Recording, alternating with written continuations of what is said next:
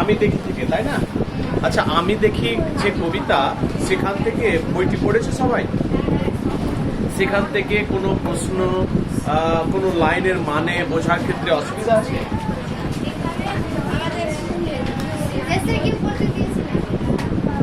হ্যাঁ বলো। করতে দিয়েছিলাম, হয়েছে?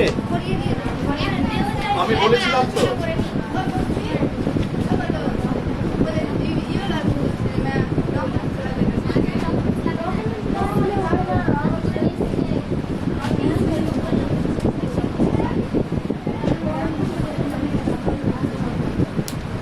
এসিকিউ আলোচনা হয়েছিল?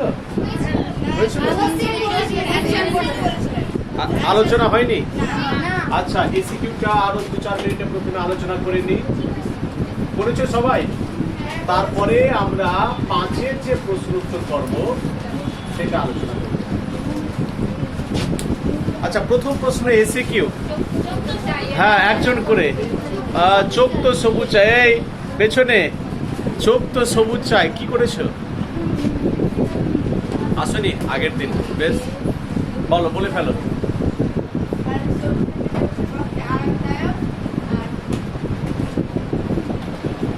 আর রাখলে হবে না, কমপ্লিট করতে হবে।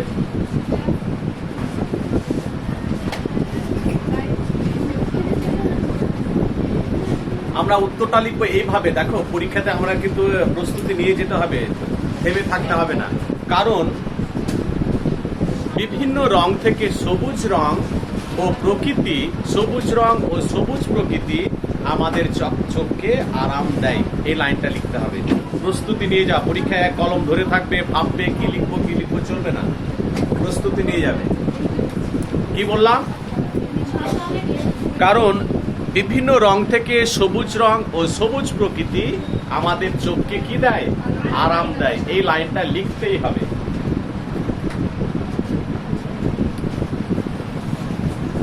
এই বাক্যটা লিখতেই হবে, না হলে দেখবে যে অনেক কথা মনে ভেসে আসে কিন্তু লিখতে পারবে না। 3 লাইন 4 লাইন হয়ে যাবে, কিন্তু ওখানে আমাদের 1 বা 2 লাইনের মতো উত্তরটি দিতে হবে। পরের প্রশ্ন, আগেরটি হলো হলো চোখ তো সবুজ চাই, হলো, হয়ে গেছে। পরের লাইনটি পড়ো। হ্যাঁ, এর তাৎপর্য। আচ্ছা, কি লিখেছো?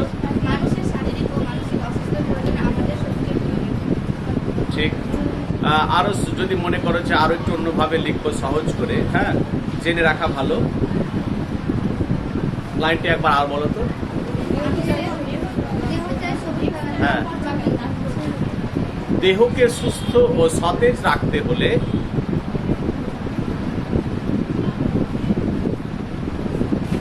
সবুজের দরকার।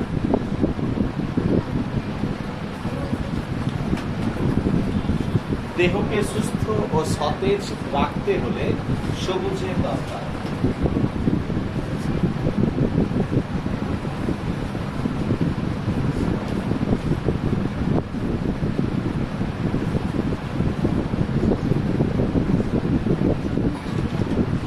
পরে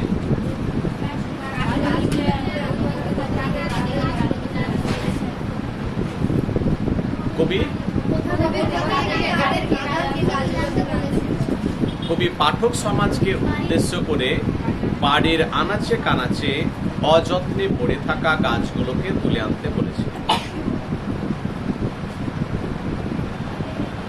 এসব ফাঁকা রেখেছো নাকি? বাড়ির আনাচে কানাচে পড়ে থাকা গাছগুলোকে পাঠক সমাজকে উদ্দেশ্য করে তুলে আনতে বলেছে।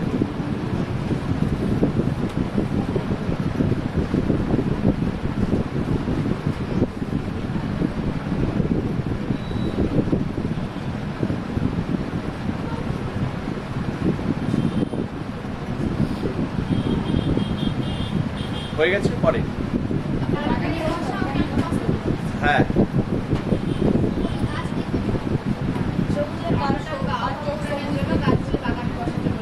হ্যাঁ, বাগানে কেন বসাতে বলেছেন?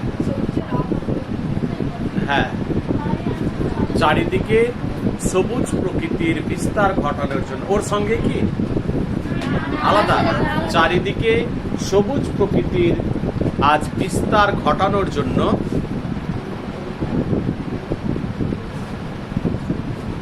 চারিদিকে সবুজ প্রকৃতির বিস্তার ঘটানোর জন্য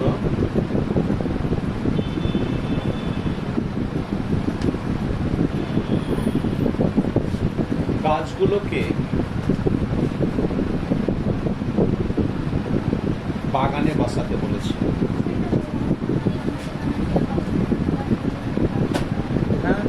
একই ঘুরে ঘুরে লাইনটা একই আছে। আনাচে কানাচে নিয়ে আসছি বাগানে, কেন? যাতে সবুজ প্রকৃতির বিস্তার ঘটে, উদ্দেশ্য কিন্তু এটা আমাদের। তারপরে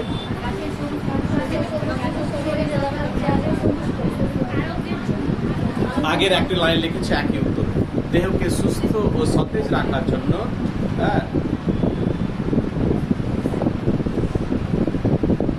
গাছের শরীর সবুজটুকু আজ শরীরে প্রয়োজন।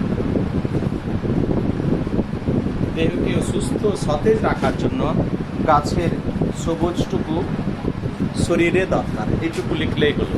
দেখো, আমাদের অনেক কথা মনে আসবে এই কবিতা লিখতে গিয়ে, 3 লাইন 4 লাইন, বা ভাববো যে এটা লিখবো ওটা লিখবো, কিন্তু প্রস্তুতি নিয়ে যাও, কারণ ওখানে ভাবার সময় নেই। পরীক্ষাতে অত ভাবলে অনেক সময় লেগে যাবে। তোমরা এই জন্য প্রস্তুতি নিয়ে যাবে, আমি এই লাইনটিকেই লিখে আসবো যা আসবে। ঠিক আছে? পরে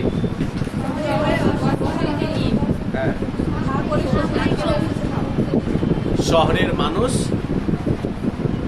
অন্যায়ভাবে সবুজ প্রকৃতিকে ধ্বংস করে চলেছে। এই লাইনটি লিখলে হবে। শহরের মানুষ অন্যায়ভাবে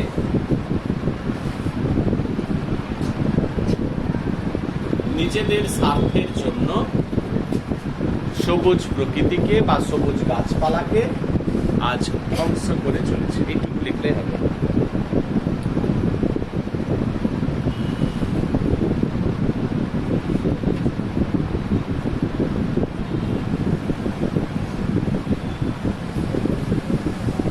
পরে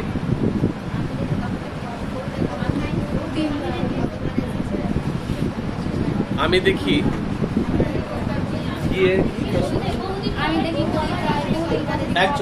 একজন পড়ো। আমি দেখি কবিতায় বহুদিন কবার এসেছে? 3 বার। হ্যাঁ, তারপরে হ্যাঁ, এই কবিতার শেষ লাইন হলো আমি দেখি। কবিতার নামও আমি দেখি। তারপরে আছে আর হয়ে গেছে, কমপ্লিট। এবার চলে যাই আমরা 10-15 মিনিটে। হ্যাঁ, বলো। মেঘ মোদির কোনটি? হ্যাঁ, মেঘ মোদির মহুয়ার দেশ কোনটি? আবার মহুয়ার দেশ বলছে, কেমন প্রশ্ন এটা? কি থেকে পড়েছে? হ্যাঁ,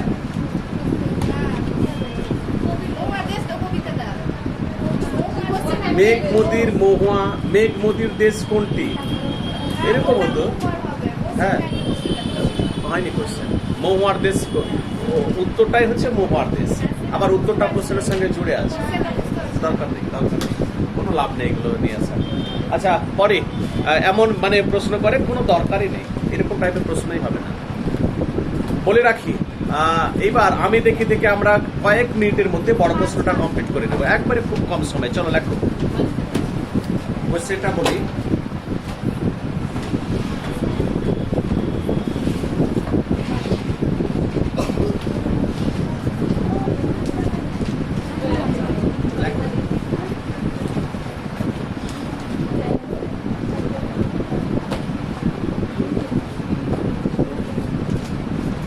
গাছগুলো তুলে আনো, কমা দিয়ে বাগানে বসাও। গাছগুলো তুলে আনো, কমা দিয়ে বাগানে বসাও।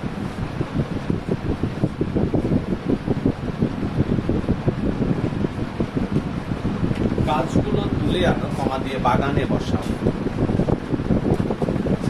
হাইফেন দিয়ে প্রশ্ন করো, বক্তাকে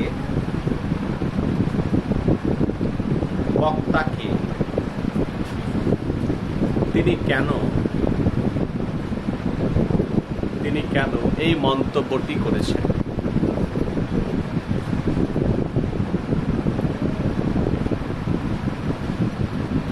কেন এই মন্তব্যটি করেছে? হলো 1-4। প্রশ্ন 2 দিয়ে রাখো।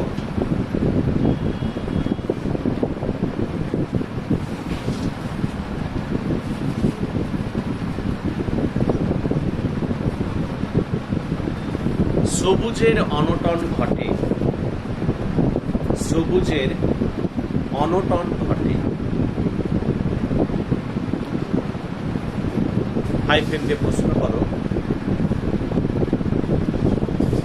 কিভাবে সবুজের অনটন ঘটে?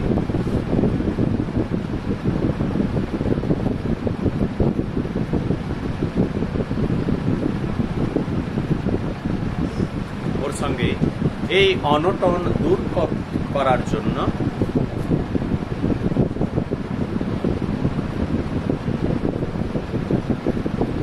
এই অনটন দূর করার জন্য কবি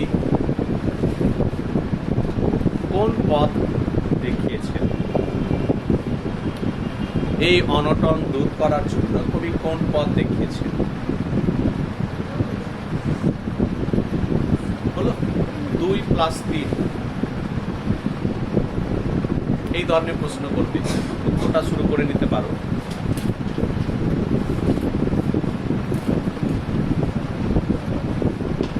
সবুজ প্রকৃতি, উত্তর শুরু করছি। সবুজ প্রকৃতি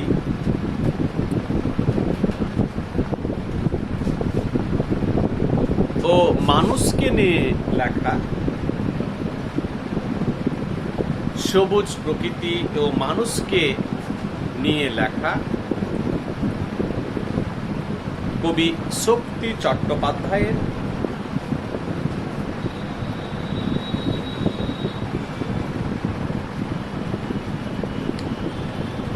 একটি গুরুত্বপূর্ণ কবিতা হলো আমি দেখি।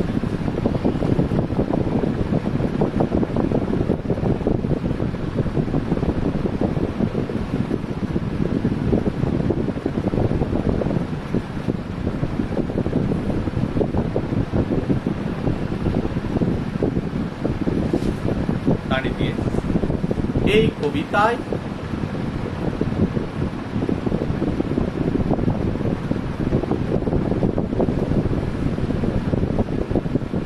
হাইফেন কোটে ছেড়ে দাও। কবি চারিদিকে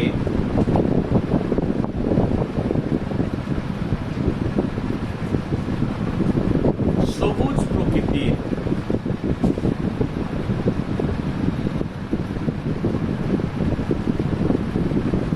বিস্তার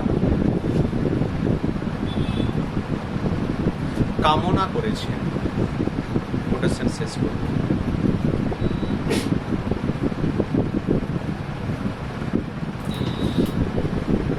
বাম দিক থেকে কবিতাটি অঙ্গুরি তোর হিরণ্য জল, লিখতে পারবে বানানটি? অঙ্গুরি রয় দীর্ঘই, তোর হিরণ্য হয় হস্যি র মূর্ধন্যয় জফলা, জল সিঙ্গল ইনভার্টেড করে কাব্যগ্রন্থ থেকে নেওয়া হয়েছে।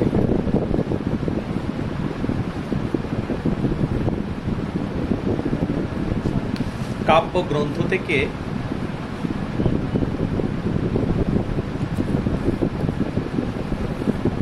নেওয়া হয়েছে।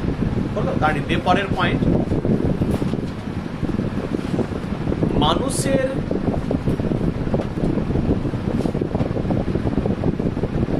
সাথে সবুজের সম্পর্ক, মানুষের সাথে সবুজের সম্পর্ক। পয়েন্ট করেছ? লেখো, এটি হচ্ছে মূল পয়েন্ট এখানকার কবিতা। কবিতার প্রথম অংশে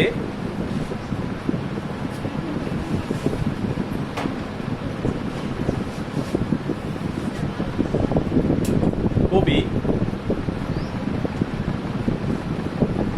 আমাদের বাড়ির আনাচে কানাচে, এই মনোসংযোগ, একবারে লিখতে গিয়ে পড়া হয়ে যায়, এরকম করে লেখো। কবি আমাদের বাড়ির আনাচে কানাচে, আনাচে কানাচে বোঝো, যেখানে সেখানে কোনায় কোনায় অযত্নে ও অবহেলায় পড়ে থাকা, ভাষা কি কঠিন হচ্ছে?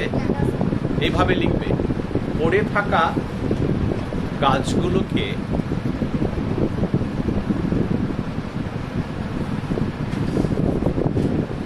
ভালোভাবে মানুষ করার জন্য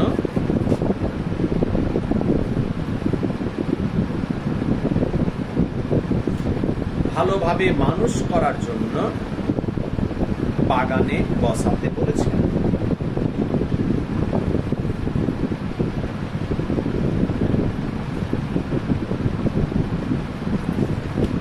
কেননা হাইফেন কোটেশনে দাও, একটি গাছ কমা একটি প্রাণ,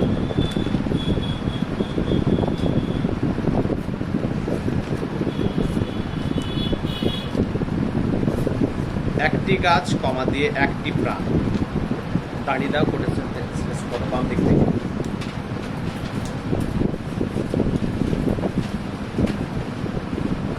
সবুজ প্রকৃতিকে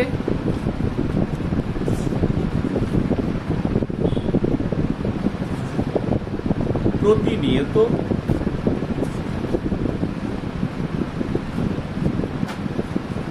ধ্বংস করার ফলে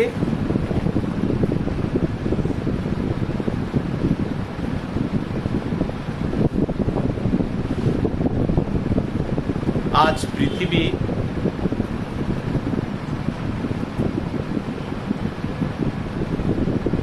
পৃথিবীতে মানুষের অস্তিত্ব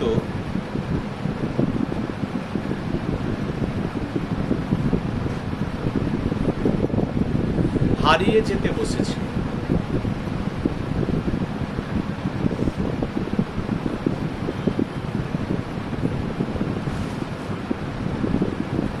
দেহকে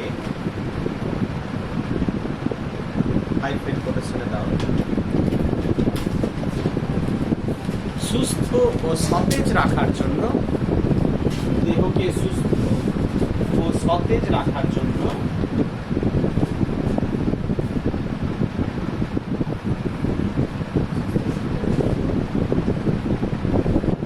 সবুজের অত্যন্ত প্রয়োজন।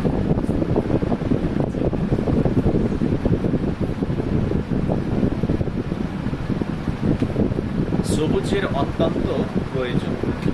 ওটা শেষ করো, বাম দিকে চলে এসো।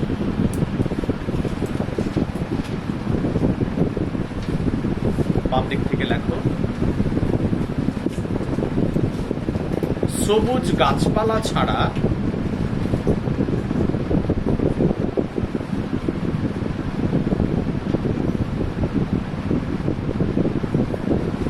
আমাদের প্রাণের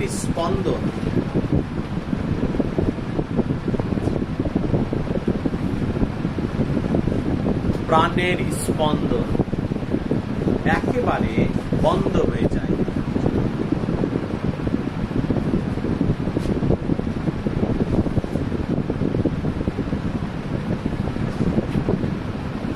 অসুস্থ শরীরকে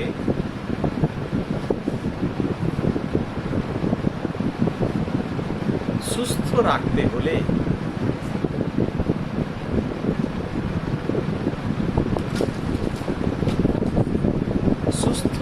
হলে সবুজের খুব দরকার।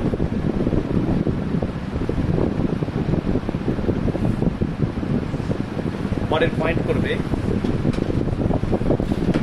শহরের কবি।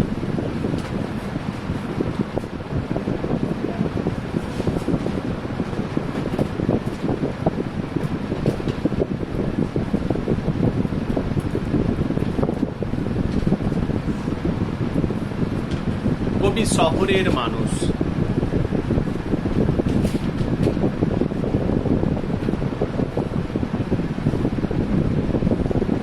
আমি শহরের মানুষ, দাঁড়িয়ে দিয়ে তাই হাইফেন কোটেশনে দাও। বহুদিন ধরে, বহুদিন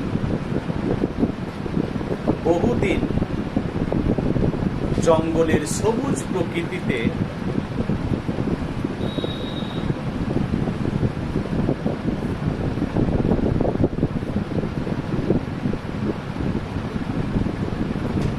সময় কাটানো সম্ভব হয়নি। বহুদিন জঙ্গলের সবুজ প্রকৃতিতে সময় কাটানো সম্ভব হয়নি। কোটেশন শেষ কর, বাম দিকে এসো। শহরের কোলাহল, কোলাহল বুঝো কোনটা? চেঁচামেচি, চিৎকার, সকালে উঠলে এত গাড়ি ঘোড়ার আওয়াজ। শহরের কোলাহল ও ঘিঞ্জি পরিবেশে, ঘিঞ্জি বুঝো? একদম বাড়িগুলো ঠাসাঠাসি, মনে হচ্ছে অক্সিজেন নিতে পারছি না, তাই না? কোথাও একটু জায়গা নেই খোলামেলা। জায়গা নিতে গেলে আমাদের গ্রামে চলে আসুন, তাই না? কত জায়গা নেবে? হ্যাঁ, শহরের কোলাহল ও ঘিঞ্জি পরিবেশে কবি আজ হাঁপিয়ে উঠেছেন।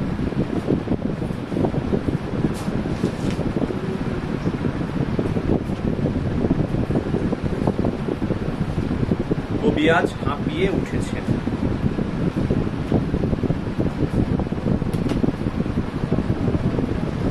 তারিদি শহরের মানুষ, মানুষের কথা, শহরের মানুষের আজ অসুখ হয়ে দাঁড়িয়েছে। শহরের মানুষের আজ অসুখ হয়ে দাঁড়িয়েছে।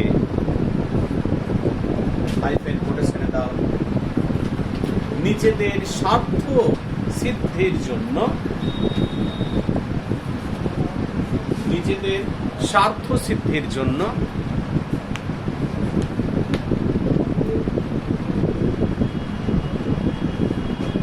সবুজ গাছপালাকে অন্যায়ভাবে কেটে ফেলা।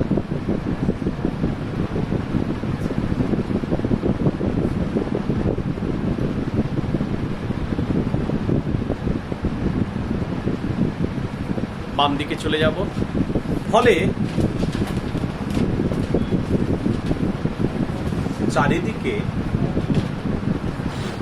চারিদিকে সবুজের অভাব দেখা দিয়েছে।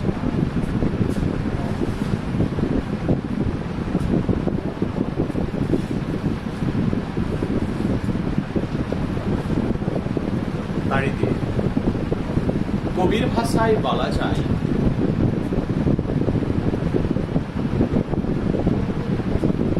কবির ভাষায় বলা যায়,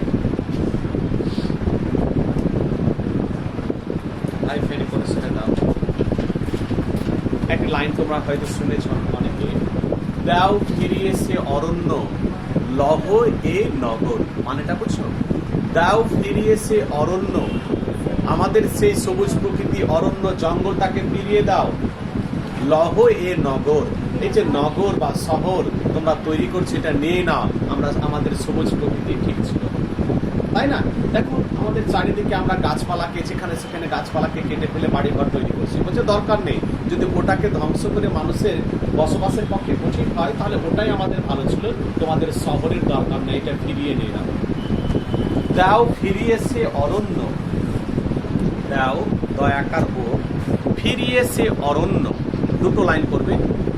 দাও ফিরিয়ে সে অরণ্য, আমাদের নিচের লাইনে লহ লহ এ নগর। দাঁড়িয়ে দাও, কোটেশন শেষ করো।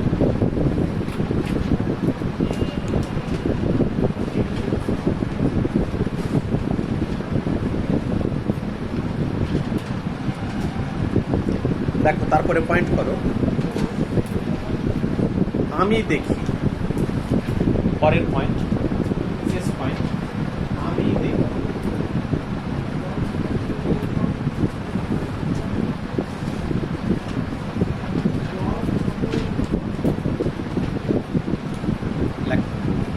5ই জুন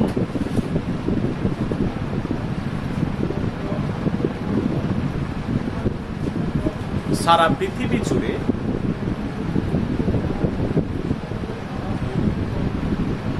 কি বলতো বিশ্ব পরিবেশ দিবস পালিত হয়।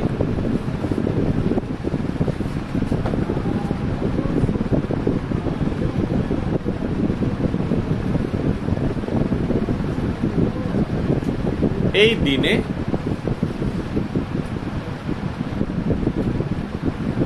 পরিবেশকে রক্ষার জন্য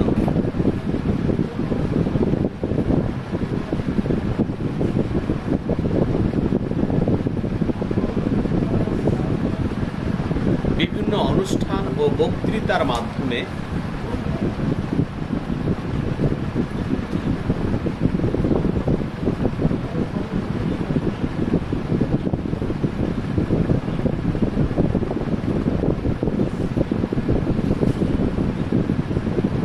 বার্তা দেওয়া হয়।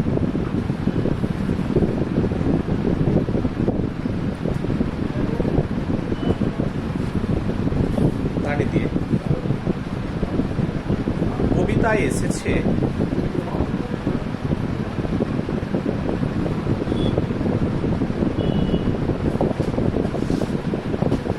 কমা দিয়ে ওখানে লিখছো বিভিন্ন রং থেকে সবুজ রং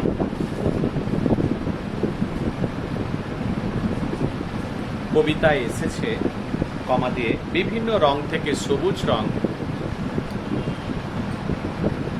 ও সবুজ প্রকৃতি আমাদের চোখকে আরাম দেয়।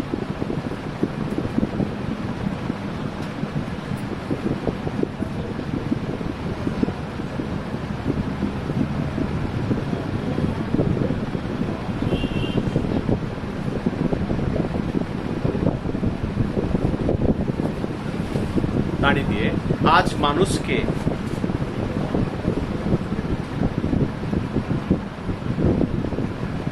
সচেতন করে বলতে হবে, আজ মানুষকে সচেতন করে বলতে হবে।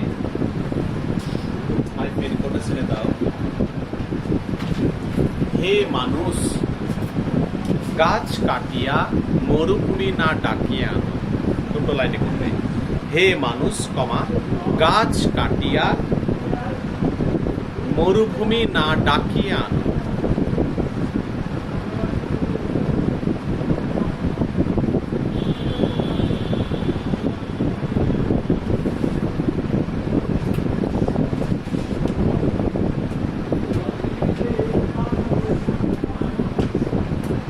ডাকিয়া আনো। বলো বাম দিক থেকে। তাই পৃথিবীতে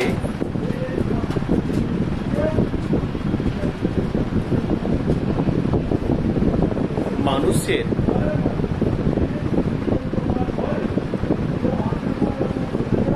অস্তিত্ব আজ টিকিয়ে রাখতে হলে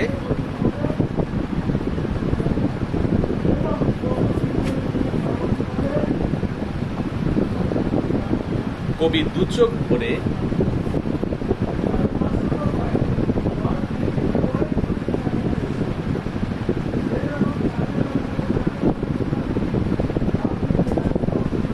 সবুজ প্রকৃতির বিস্তার, সবুজ প্রকৃতির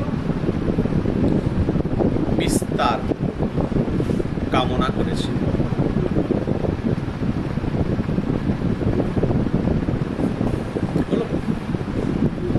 লেখাটি শেষ হয়ে গেল। এইভাবে লিখে আসতে হবে। কোটেশন হয়েছে না 3-4 খানা? কটা হয়েছে? কোটেশন কটা হয়েছে? 7টা কোটেশন। দেখে মনে হবে ছোট্ট, এই লিখে আসতে পারবো, কিন্তু ভালো করে দেখে যাবে। ঠিক আছে, আমি দেখি কমপ্লিট হয়ে গেল। আজকে আর একটি কবিতা নেব, ক্রন্দনরতা জননীর পাশে।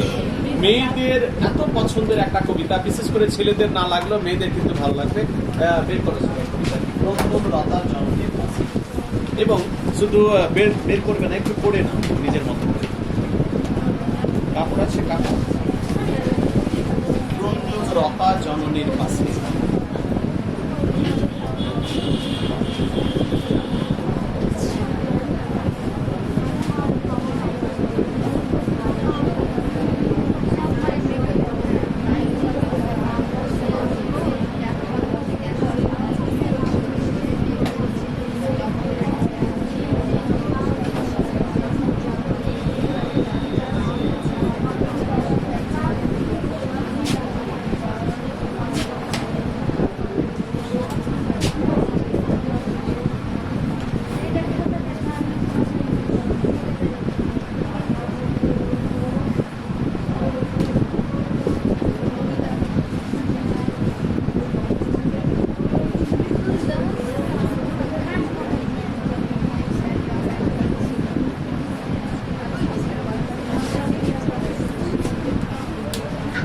দেখো, কবিতাটির নাম হচ্ছে ক্রন্দন রতা জননীর পাশে।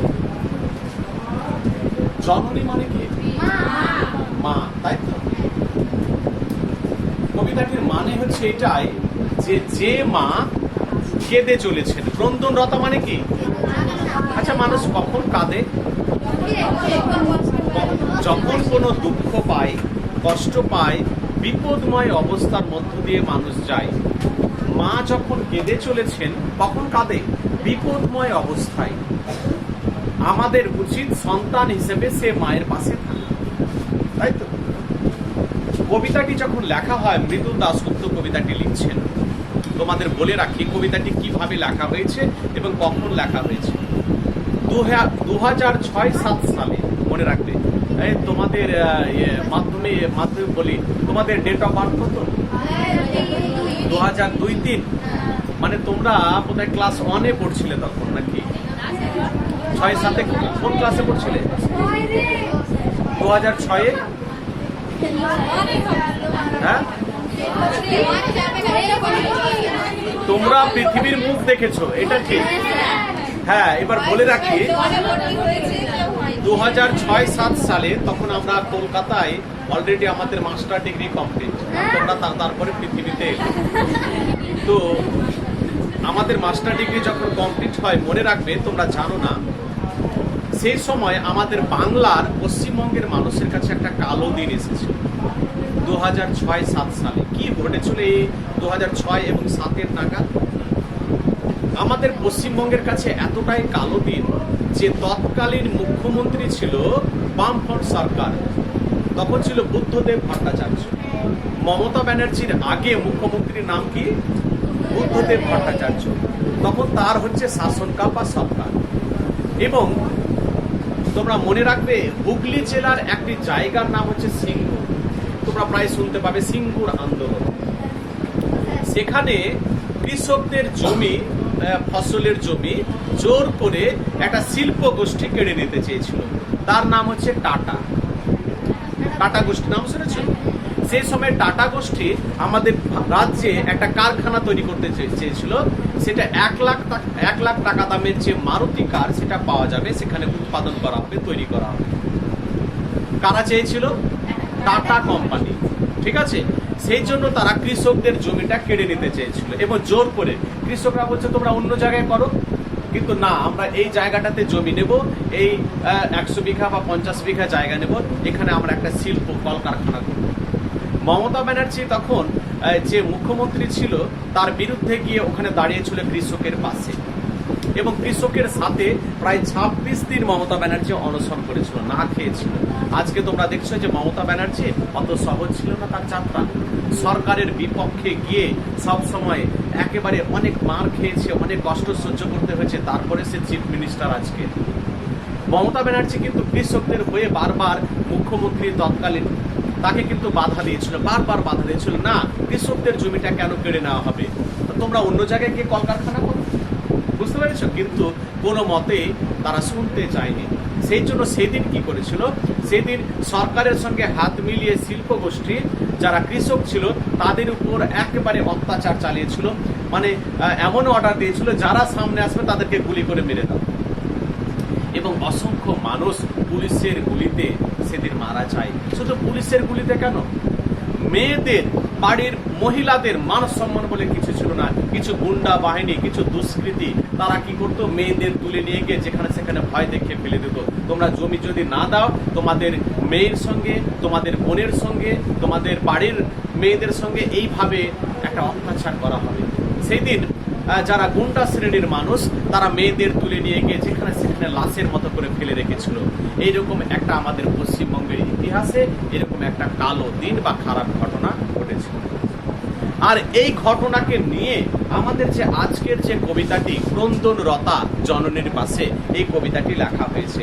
যে সেই দিন যে এইরকম একটা ঘটনা ঘটলো, সেদিন কারা বেশি দুঃখ পেল, সেদিন কারা বেশি কষ্ট পেয়েছিল, সেদিন কি হয়েছিল।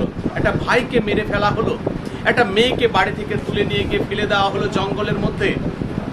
এবং আমরা জানি এই কবিতাটি যিনি লিখছেন মৃদু দাশগুপ্ত, তিনি হচ্ছেন সিঙ্গুরের মানুষ, তিনি ওখানকারই মানুষ, আর ওখানকার ঘটনা নিজের চোখে ভালো করে দেখেছেন এবং এই ঘটনাকে ভালো করে তুলে ধরতে পেরেছেন। বুঝতে পেরেছ? তাহলে আমি যদি ধরো কালিয়াচকের মানুষ হয়ে কালিয়াচকের ঘটনাটাকে ভালো করে তুলে ধরতে পারি, তাহলে সবাই জানতে পারবে। এই জন্য তিনি এই কবিতার মাধ্যমে তুলে ধরেছেন যে তোমরা জেনে নাও সেদিন সিঙ্গুরের আন্দোলন, সেদিন কি করা হয়েছিল। এই কবিতার মাধ্যমে তার চিত্রটাকে তুলে ধরা হয়েছে। এই কবিতায় মোট 3টি চিত্র বা ছবি দেখানো হয়েছে। একটা মায়ের কথা বলা হয়েছে, তারপরে একটা ভাইয়ের কথা বলা হয়েছে, তারপরে একটা মেয়ের কথা বলা হয়েছে। তাহলে কটা চিত্র আছে? আচ্ছা, কবিতাটির নাম ক্রন্দনরতা জননী, মা কেন বলা হয়? আচ্ছা বলো তো, পৃথিবীতে যদি একজন ভাই মারা যায়, সন্তান মারা গেল, পৃথিবীতে যদি একজন মেয়ের উপর অত্যাচার করা হয়, সন্তানের উপর অত্যাচার করা হয়, তাই না? আচ্ছা, সর্বক্ষেত্রে কার দুঃখটা সব থেকে বেশি? মা। একজন সন্তান হারানোর বেদনা সব থেকে বেশি পায় কিন্তু মা। মনে রাখবে, পৃথিবীতে যদি কারো সন্তান আগে পৃথিবী ছেড়ে চলে যাবে, বিদায় নেয়, সব থেকে বেশি কষ্ট পায় কিন্তু মা। মনে রাখবে, ভাই বোন সবার থেকে মা কিন্তু বেশি এখানে কষ্ট পাচ্ছে। তাহলে এই 3টে দিকের ক্ষেত্রে আমরা দেখতে পাচ্ছি যে সন্তান হারার সব থেকে বেশি কষ্ট যদি পায়, তাহলে সে হচ্ছে মা। সেই জন্য কবিতাটির নাম দেওয়া হলো ক্রন্দনরতা জননীর পাশে। কারণ মায়ের যে কষ্ট, সন্তান হারানোর কষ্ট সব থেকে বেশি। বলা হয় পৃথিবীতে সব থেকে বেশি দুঃখ কি জানো, বেশি কষ্ট কি জানো, সব থেকে বেশি কষ্ট। তোমরা ভাববে যে স্যার আমি একটা মোবাইল পেলাম না, এটা আমার কাছে কষ্ট। তোমরা ভাববে স্যার আমি এই করতে পেলাম না, আমি একটা কানের গয়না পেলাম না পুজোর মধ্যে, এটা বেশি কষ্ট না।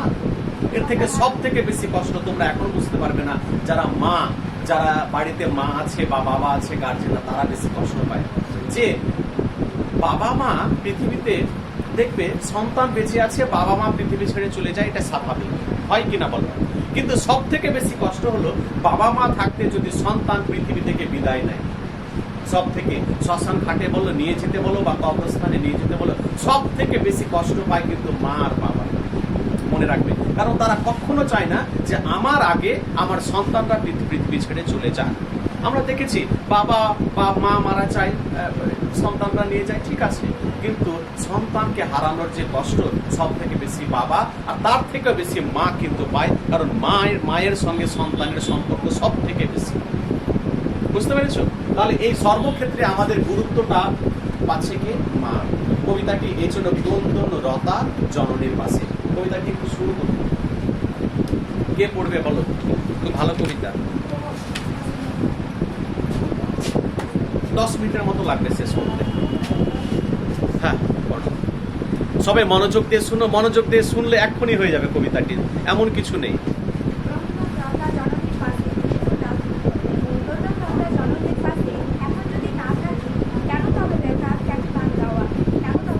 ঠিক ঠিক, বসে যাও।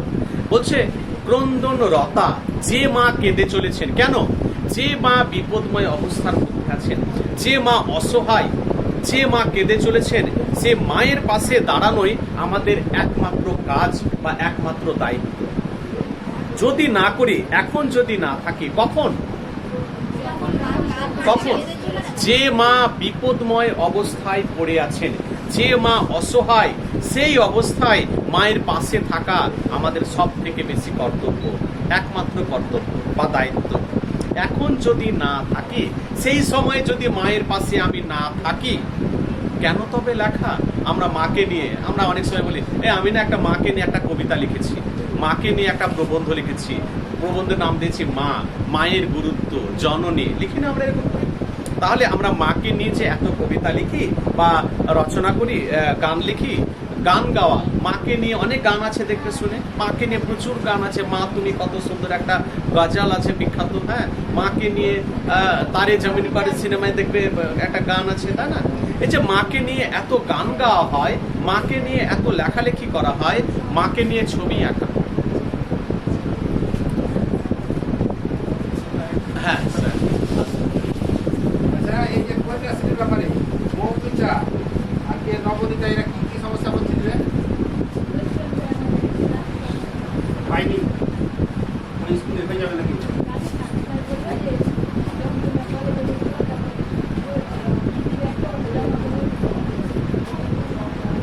আমাদের তো আর কিছু দেখার নেই। তুমি যখন বলে যা বলেছে তুমি আমার কাছে কথা বলছে, তুমি যদি ট্রান্সফার করো বর্তমান স্কুলে কতখানি যদি ট্রান্সফার করো করতে পারো, না করলে তুমি যেভাবে কন্যাশ্রী কলেজে গিয়ে পাবে, ঠিক আছে। আর কারো কোনো কন্যাশ্রী এই যে লিস্টটা যেটা আছে, আইডি নম্বরটা যেটা আমি বলেছিলাম লিখতে সবাইকে, এই যে এইগুলোর মধ্যে আইডি নম্বর দেওয়া আছে, এদের এগুলো দেখবো হেডমাস্টার নিয়ে একটু বলবো যাদের কেউ হবে আর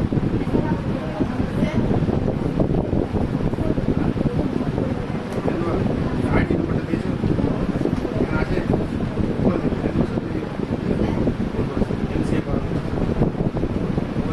আমাকে শুধু কেটে বলবো আপনি দিয়ে এটা দিয়ে দেবো, আইডি নম্বরটা দিলে আইডি নম্বরটা দিয়ে যাচ্ছে, আইডি নম্বরটা দিয়ে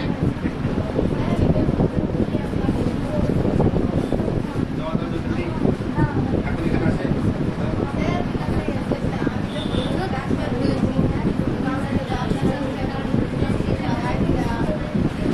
এটা ভুল পরে কখনো আইডি নম্বরটা তোমার কাছে রাখতে হবে না, বুঝলে?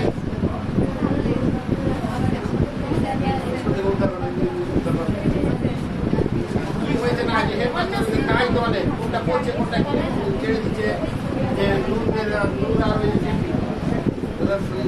অ্যাকসেপ্ট করেনি, পরে বলুন বলে তখন তো আনিসা পরে না, হয়তো আগে জমা দিলাম, হয়তো অ্যাকসেপ্ট করা হয়নি, মানে সেটা পরে এমন কি করবে, ওদের অ্যাকসেপ্ট করবে হয়তো বলে যাবে যে আইডি নম্বরটা দিয়ে একটা চেক করবে।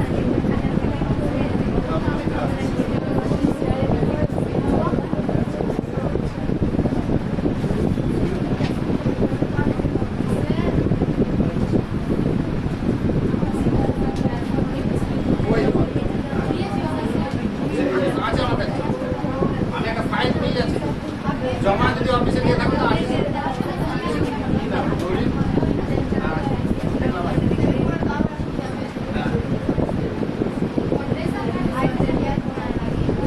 একটা স্কুলে ইয়ে করতে গিয়ে তেলের পয়সা কে দেবে?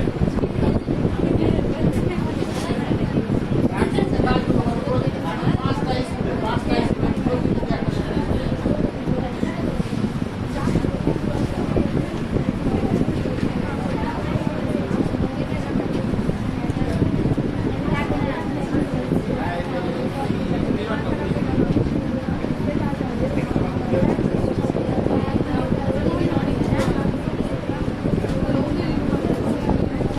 হ্যাঁ, আমরা প্রথম অংশে ছিলাম, তাই না? তাহলে প্রথম অংশের মানেটা এই, কি বলবো আমরা, যে মা অসহায় অবস্থায় পড়ে আছেন, যে মা কেঁদে চলেছেন, আমাদের উচিত সে মায়ের পাশে থাকা। বলে না যে তুমি কোথায় থাকবে, সে মায়ের পাশে সেই সময় থাকা উচিত। কোন সময়? যে মা প্রচন্ড কষ্টের মধ্যে আছেন, কেঁদে চলেছেন, সে মায়ের পাশে থাকাই আমাদের একমাত্র কাজ।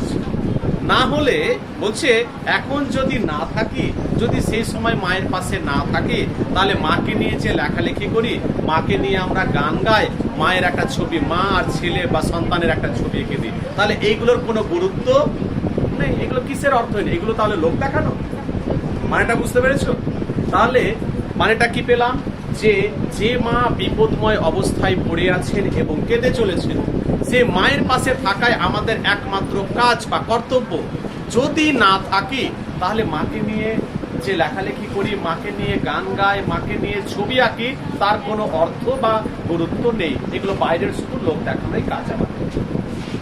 কি বুঝতে পেরেছো চারটে লাইনের মানে? কারো কাছে কঠিন হলো? পরের অংশে আরেকজন পড়ো, পড়বে, পড়ো। তাহলে এই প্রথম অংশে কার কার ছবি পেলাম, মানে তাহলে পাশে লিখে দাও মা,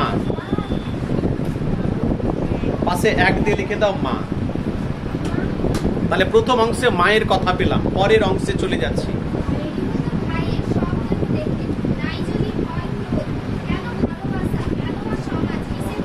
ঠিক, বসে যাও। নিহত ভাই, নিহত মানে কি? আমরা দুটো কথা পেপারে বা নিউজ পেপারে, টিভিতে, আহত আর নিহত। আহত মানে কি? আঘাত পেয়েছে। নিহত মানে কি? মারা গেছে। নিহত ভাই, যে ভাই মারা গেছে তার সব দেহ মানে কি? মনে আছে ক্লাস মাধ্যমিকে একটি লাইন পড়েছিলে, আমাদের শিশুদের সব ছড়ানো রয়েছে গাছে দূরে, আমরাও তবে এই মুহূর্তে মরে যাব নাকি, আয় আরো। বেশ, লাইনটি তোমাদের মনে আছে, এত ভালো মনে আছে, ভুলবে না, এগুলো কথা কোনোদিনই ভুলবে না। নিহত ভাইয়ের সব দেহ দেখে, যে ভাইকে মারা হয়েছে, যে ভাই মারা গেছে, সব দেহ মানে মৃতদেহ, তার মৃত দেহটি দেখে আমাদের রাগ হওয়াটাই স্বাভাবিক। তোমরা বলবে ভাইটাকে কিভাবে মারা হলো? হ্যাঁ, সিঙ্গুরের আন্দোলনে যখন কবিতাটি লেখা হচ্ছে, নিশ্চয়ই ভাইয়ের মৃত্যুটা স্বাভাবিক ছিল না। ভাইকে কি করা হয়েছে? খুন করা হয়েছে। ভাইকে কি করা হলো? খুন করা হলো। সেই ভাইকে, ধরো একটা বাড়ি থেকে ভাইকে নিয়ে গিয়ে খুন করে রাস্তায় ফেলে রেখেছে, এবং তার দেহটাকে আমি গিয়ে দেখলাম। এই দেহ দেখে নাই যদি হয় ক্রোধ। ক্রোধ মানে কি? আচ্ছা বলো তো, আমার ভাইকে প্রত্যেকে নিচের মতো করে ভেবে না তো, যে বাড়ি থেকে ভাইকে তুলে নিয়ে গেল আর রাস্তায় একটা জায়গায় রাস্তার মোড়ে ফেলে রেখেছে, মেরে ফেলে খুন করা হয়েছে, এবং তার দেহটাকে দেখে আমাদের কি হবে? রাগ হবে না? না হাসবো গিয়ে ওখানে? আমাদের দেহটাকে দেখে আমাদের রাগ হওয়াটাই স্বাভাবিক। কেন রাগ হবে না? যে আমার ভাইকে কে মেরে ফেলেছে, কোন গুন্ডারা মেরে ফেলেছে, আমরা তার শাস্তি চাই, ইত্যাদি ইত্যাদি। এইভাবে আমার ভাইকে মেরে ফেললো, আমরা এইভাবে আমাদের প্রত্যেককে রাগ হওয়াটাই স্বাভাবিক। কেন ভালোবাসা, কেন সমাজ, কিসের মূল্যবোধ? আর যদি রাগই না হয়, তাহলে আমাদের ভালোবাসা, ভাইয়ের প্রতি ভাইয়ের যে টান বা ভালোবাসা কিসের আছে? কেন বা সমাজ? আমাদের একটা সমাজ তৈরি হয় কি? মানুষের একটা সুসম্পর্কের মাধ্যমে। আমরা বড় বড় বলি আমরা একটা সমাজে বসবাস করি। কোথায় আমার সমাজ? কিসের মূল্যবোধ? কোথায় মানবিক মূল্যবোধ? যে ভাইকে মেরে ফেলা হয়েছে আমার ভাইকে, এবং সে ভাইকে অন্যায়ভাবে খুন করে ফেলে দেওয়া হয়েছে। তাই আমাদের উচিত যে ভাইয়ের প্রতি যে ভালোবাসা, সেটা দরকার। ভাইয়ের প্রতি আমাদের একটা সমাজ আছে, আমাদের একটা মানবিক মূল্যবোধ আছে। আমরা সেখানে গিয়ে ভাইয়ের যে মৃতদেহ দেখে এটাই করব যে যা হয়েছে খারাপ হয়েছে, এবং এর আমরা দৃষ্টান্তমূলক একটা শাস্তি চাই। তোমার ভাইকে খুন করা হয়েছে, আমরা সমাজে বাস করার ফলে আমরা অন্তত পক্ষে এই কথাটা তো বলতে পারবো যে কেঁদে চলেছে। তাহলে এই 4টে অংশে কার কথা বলা হলো? 4টে লাইনে হাতে লিখে দাও ভাই। লিখেছো 2 দিয়ে? তাহলে দুটো চিত্র হয়ে গেল। পরে আরেকজন পড়বে।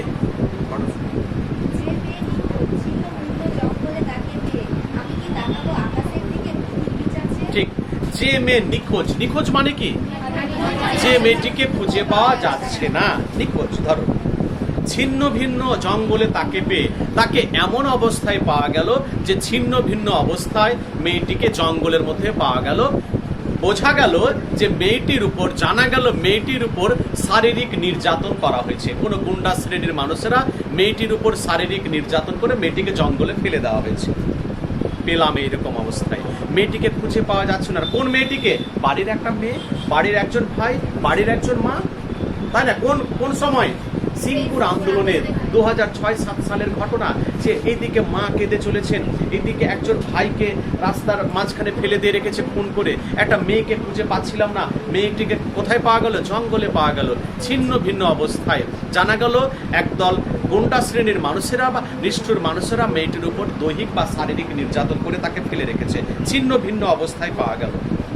কবি বলছেন, দেখো আমি কি তাকাবো আকাশের দিকে বিধির বিচার চেয়ে? এই অবস্থায় মেয়েটিকে পেলাম, পাওয়ার পর আমি কি বলবো? আমি কি তাকাবো আকাশের দিকে, তাকিয়ে বলবো বিধির? বিধি মানে কে? ঈশ্বর, আল্লাহ, ভগবান। বিধাতার কাছে গিয়ে বলবো, হে আল্লাহ, হে ভগবান, যারা মেয়েটির উপর এরকম অত্যাচার চালালো তার তুমি বিচার করো। বুঝতে বুঝতে পেরেছো লাইনটির মানে কি? আমি কি এই অবস্থা আকাশের দিকে তাকিয়ে বলবো আল্লাহ ভগবান এর বিচার করো, এরকম করবো না? আমার কিছু করার আছে মানুষ হিসেবে। তাহলে এই 4টে লাইনে কার কথা গুরুত্ব পেল? মেয়ে, মেয়ে হয়েছে। শেষ লাইন, শেষ 4টে লাইন কে পড়বে?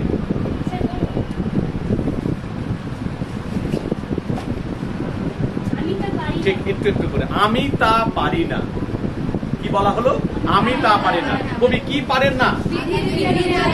ঈশ্বরের দিকে তাকিয়ে, আকাশের দিকে তাকিয়ে ঈশ্বরের কাছে সুবিচারের অপেক্ষা, বিচারের অপেক্ষা আমি বসে থাকতে পারবো না। আমি তা পারি না, আমি পারবো না। তাহলে মানে কি? কবি কি বলতে চাইলেন? আমি তাহলে হাতে একটা পিস্তল নেব, আমি এবার খুন করতে শুরু করবো যারা যারা এরকম কাজগুলো করবো? আমি তা পারি না। কবি কি পারেন না?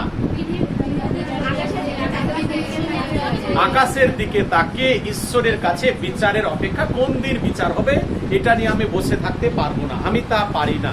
তারপরে আমার বিবেক, হ্যাঁ আমি পারবো, আমি পারবো। কি পারবো? যা পারি কেবল সেই কবিতায় জাগে আমার বিবেক। আমার বিবেক বোধ আছে। কি আছে? আমার বিবেক বোধ আছে।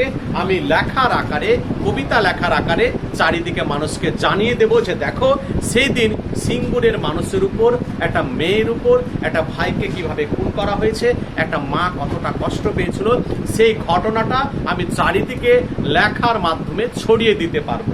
আমি হাতে হয়তো দাও ধরতে পারবো না, দা ধরতে পারবো না, হাতে পিস্তল নিতে পারবো না, হাতে হেসো ধরতে পারবো না, তাই না? হাতে বোম মারতে পারবো না, কিন্তু আমি পারবো। কি পারবো? কবিতার মাধ্যমে আমার লেখাটিকে সবাইকে জানিয়ে দিতে, দেখো সেদিন মানুষের উপর, সিঙ্গুরের মানুষের উপর কতটা অত্যাচার করা হয়েছিল। যা পারি কেবল সেই কবিতায় জাগে। আচ্ছা, এই ঘটনাটা, এই কবিতাটা যদি আমরা না পড়তাম তাহলে আমরা ঘটনাটা জানতে পারতাম যে সিঙ্গুরের, হুগলি জেলার একটি জায়গা হচ্ছে সিঙ্গুর। হুগলি একটা জেলা, আমাদের মালদা যেমন একটা জেলা, তেমনি হুগলির সে একটি জেলা হচ্ছে সিঙ্গুর, যেখানে টাটা গোষ্ঠীর মানুষেরা জোর করে কৃষকদের জমিটা কেড়ে নিতে চেয়েছিল, তারা একটা কারখানা করবে বলে। কিন্তু শেষ পর্যন্ত অনেক কৃষককে, প্রায় 25 থেকে 30 জন কৃষককে মেরে ফেলা হয়েছিল, খুন করা হয়েছিল। শেষ লাইন, আমার বারুদ বিস্ফোরণের আগে। বারুদ দেখেছো? দেখেছো? বাড়িতে বোম টোম তৈরি করো নাকি? হ্যাঁ। আচ্ছা, বারুদ দিয়ে কি তৈরি করা হয়? বোম তৈরি করা হয়, তাই না? এবং দেখবে যারা বারুদ দিয়ে বোম তৈরি করে অনেক রকম কাঁচ মাছ থেকে শুরু করে, অনেক মশলা ফসলা থেকে শুরু করে, অনেক এই মশলা নয়, খাবারের মশলা নয়, তারপরে আবার দড়ি ফড়ি দিয়ে অনেক রকম করে তারা তৈরি করে। এবং মাঝে মধ্যে শুনতে পাবে যে বাড়ির মধ্যে একটা ব্লাস্ট ঘটে গেছে, বিস্ফোরণ ঘটে গেছে। আচ্ছা, বারুদ দিয়ে কি তৈরি হয়? বোম তৈরি হয়। সে বোম কি হয়? ব্লাস্ট হয় তো এক সময়, না হয় না? না দেখার জন্য রেখে দেখো আমাদের বাড়িতে বোম আছে। বারুদ দিয়ে যেমন একটা বোম তৈরি হয় বা বোমা তৈরি হয়, সেই বোমা যেমন ব্লাস্টের বাংলা হচ্ছে এখানে বিস্ফোরণ ঘটে। ঠিক একই রকম ভাবে আমার লেখাটিও জনসমাজের কাছে, পাঠক সমাজের কাছে, মানুষের কাছে কি ঘটবে? না, ছড়িয়ে পড়বে। হ্যাঁ, বিস্ফোরণই ঘটবে, কিন্তু ছড়িয়ে পড়বে। বুঝতে পেরেছে? ছড়িয়ে পড়ে গেল লেখাটি। এইবার বলো কে কে কোন লাইন বুঝতে পারবে না? কি কবিতাটি খুব কঠিন? একেবারে এইভাবে জেনে রাখো। আমরা তো প্রশ্নোত্তর পর্ব আলোচনা করছি।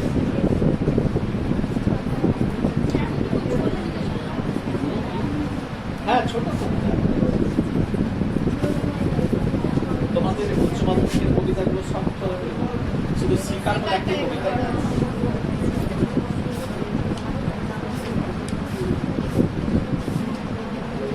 কি অসুবিধা আছে? নেই। এই সিকিউরিটি টাইপের প্রশ্নটা দিচ্ছে, বাড়িতে একটু করে নেবে, তো আমরা গিয়ে থাকবো পরের দিন বড় করলে কমপ্লিট। চল, হ্যাঁ, তারপরে শিকারটা করে কবিতা পাঠ বের করে আমরা গল্পে চলে যাবো। এই পুজো টুজোর ছুটি কখন হচ্ছে তোমাদের? হ্যাঁ, একটু আনন্দ করে পুজোগুলো কাটাও। দেখো, ক্রন্দন রতা জননীর পাশে এসে কিউ। হ্যাঁ, এসে কিউ। এই তুমি 12-এ ওঠার পর তুমি নিশ্চুপ কেন হয়ে গেলে? তুমি এত ভালো অভিনয় করেছো 11-এ, হ্যাঁ এত কথা বলেছো, এই কি ব্যাপার একটু ওর কাছের বান্ধবী কে আছে বলো তো? কে কাছের কে আছে? হ্যাঁ আমি তোমাকে একটু দেখছি। আরে আমার মনের মধ্যে জানো তো আমি কত কষ্ট পাচ্ছি। আমি ফাঁকা থাকলে তোমাদের সামনে ক্লাস ফাস করলে অনেক সময় ভুলে থাকি, একা থাকলে আমার মায়ের মুখ মায়ের কথা বারবার মনে হতে থাকে। জানো এটা মাকে এই সময় দেখলাম, মায়ের সঙ্গে আমার এত 1 মাসে কথা হয়েছে হাসপাতালে গিয়ে, রোজ সকাল বিকাল মায়ের সেই বসে থাকা, মাকে গিয়ে মৌসুমি খাওয়ানো, হ্যাঁ স্যানিটাইজার নিয়ে প্রথমে কলকাতায় থাকাকালীন হাতে গিয়ে স্যানিটাইজার মায়ের হাতে লাগিয়ে দেওয়া, এই কথাগুলো কখন হয়েছে বলো? আর তোমরা মনের মধ্যে সবসময় এ রাখছো। ক্লাস নিলাম আমি অনেকটাই ফাঁকা থাকলে, এই জন্য আমি একা থাকি না, লোকের সঙ্গে গিয়ে কথা বলি বা এ করি। ভিতরে ভিতরে ভেঙে তো লাভ নেই, যেগুলো করার দরকার সেইগুলো করতে হবে, তাই না? যে মায়ের জন্য যে প্রার্থনা করা, দোয়া করা, হ্যাঁ আল্লাহর কাছে সেটা করা যেতে পারে, সেটা পাবে। তো এরকম মন মরা হবে না, একটু ভালো ভাব, কারণ পৃথিবী ছেড়ে আমরা সবাই যাবো, এটাই সত্য। সেই জন্য যতদিন পৃথিবীতে থাকবে, এই যে তোমরা একে অপরের সঙ্গে একটা ভালো করে সুসম্পর্ক, এখান থেকে কদিন আছো, 2-4 দিনের জীবন, এখানে দেখতে দেখতে 4-5টা মাস কেটে যাবে তোমাদের। কারোর সঙ্গে কেউ খারাপ সম্পর্ক কখনো করবে না। কোনো একটা লেখা বা নোটস চাইলে একবারে সঙ্গে সঙ্গে দেবে, আর দেওয়ার পর যে 4 দিন আবার রেখে দেবে এরকম নয়, দেওয়ার পর পরের দিন জমা দেবে বা করবে। হ্যাঁ এইভাবে একটা সম্পর্ক রাখো না, কদিন তো একসঙ্গে থাকবে এখানে, দেখতে দেখতে চলে যাবে। তাতে ফের লকডাউন কত কি, হ্যাঁ এই জীবনে কি করা যাবে বলো? হ্যাঁ লেখো প্রথম প্রশ্ন। এখন যদি না থাকি,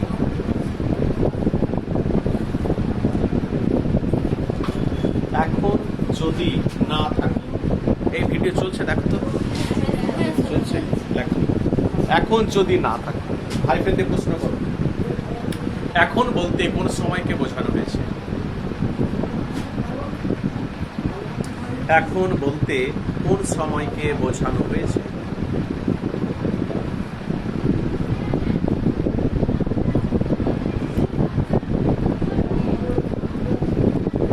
বোঝানো হয়েছে। পরের প্রশ্ন, 2 লাইনের বেশি ছাড়বে না, লাভ হবে না। ক্রন্দনরতা জননীর পাশে কবিতাটি, ক্রন্দনরতা জননীর পাশে কবিতাটি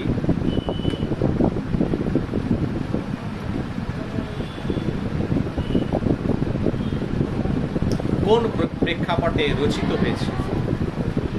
কোন প্রেক্ষাপটে রচিত হয়েছে? পরের প্রশ্ন,